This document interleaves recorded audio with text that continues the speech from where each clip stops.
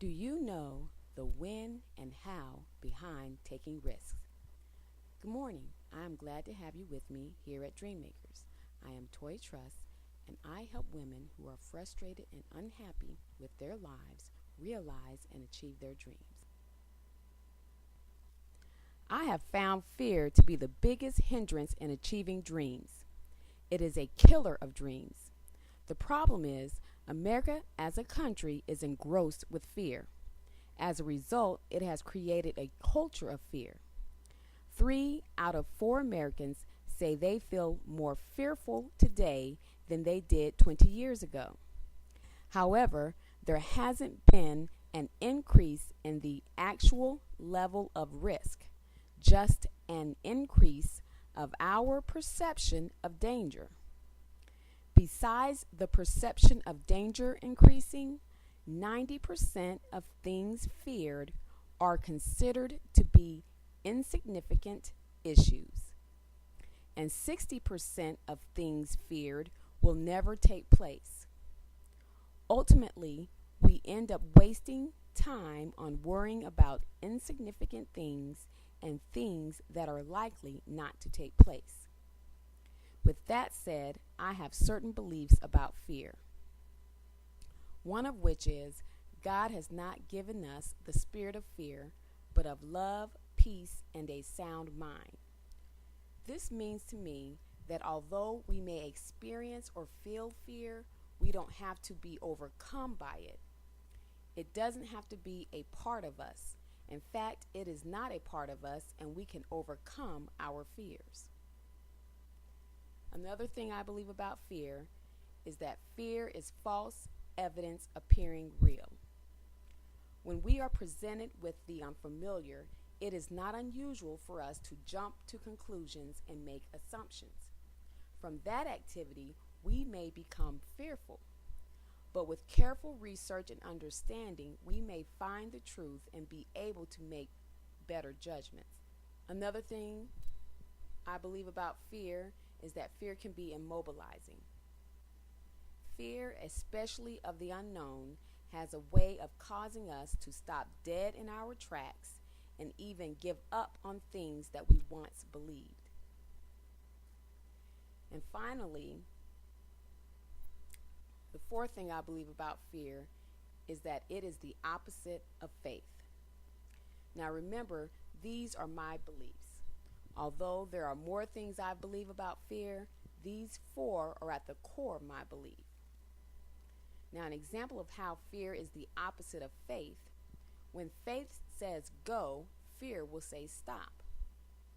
Then other times, faith may say stop or wait, and fear says go or run. Unfortunately, there are real times of imminent danger when it is necessary to stop and not go, when it is wise to stop and it would be foolish to go. For example, if you're waiting to cross the street at a stoplight and the traffic is heavy, it wouldn't be wise to cross the street just yet, and it would be rather foolish to cross the street in front of a car at that time. The key is in knowing when and how to take risks or act by faith.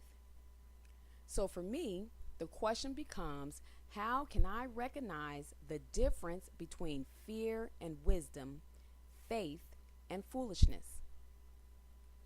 So today, I'm going to share a 7-step guide to taking calculated risks. These steps come from an article created to give business owners tips about taking risks in their business, but the same principles can be applied in your life. But before I share the 7 tips, I would like to share a personal story of mine. When I was about 13 or 14 years old, I was walking home from a friend's house, and a creepy old car with a creepy old man, which he may not have been old, but to me he was, pulled up on the left side of me and asked me if I needed a ride. At this point, I was halfway home, and I was at the point where I needed to cross a busy street to get to my neighborhood. It was during rush hour traffic, and I had to cross a side street, a median, 6 lanes, 2 heading south, a turning lane, and 3 heading north. Before I could cross the street, I had to cross either in front of or behind his car to get to the median before crossing the 6 lanes. It didn't make sense for me to cross behind the car because it would mean I would have to backtrack, which I'm not big on backtracking unless absolutely necessary, and pass his passenger door, whereas I was in better position to cross in front, requiring less steps, which is exactly what I did, and quickly gauged the risk of crossing the 6 lanes and jetted across the street. I did all of that in a split second. It didn't take me long to ponder and figure it out. I felt like I was in danger and moved quickly. My heart was pumping and my adrenaline was rushing. I was afraid for my life, and although I knew it was a risk crossing the street like that, it was more of a risk to me if I had stayed or even gotten in the car with him. Was I really in danger? There's no way of really knowing. I perceived danger and I did take a risk. Now, is it possible that he was some nice man, being generous and offering me a ride, and I was just fearful and paranoid? Absolutely. But that was not a risk I was willing to take, and to this day, many moons ago, I still feel I did the right or best thing at the time, and I feel like it was a life-changing decision that I made that day. Which leads me to ask, how do you know when to take risks? Well, here is a 7-step guide to taking calculated risks. Since the original was intended for a business audience, I have made certain adjustments for life application. Now, the 7-step guide to taking calculated risks for life. Step 1. First, some basics on risk taking. It's human nature to overestimate the possibility of failure and underestimate our ability to respond should things go awry. That's fear talking, and it can be immobilizing. Fact is, doing nothing is a risk and can be just as destructive as risks taken recklessly. So let balance be your guide. Be willing to take calculated risks that stretch your comfort level even just a bit. Step 2. Identify your goals and brainstorm potential opportunities. For instance, you might want to make your life better, experience growth as an individual, find better ways to manage your life. Looking more broadly, there may be opportunities you could capitalize on that will strengthen your life. Step 3. Evaluate the risk level of each opportunity you identify, including the cost and benefits, its potential for success, and the worst possible consequences should your endeavor fail.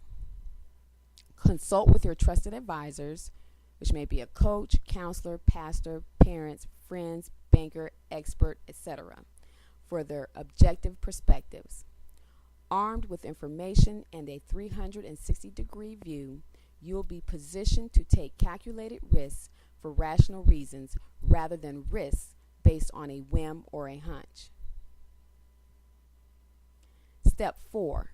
Know how much you can afford to lose and work within that limit. Start small if you need to. Small steps that yield success can help build your tolerance for risk, giving you the confidence to take a bigger step next time.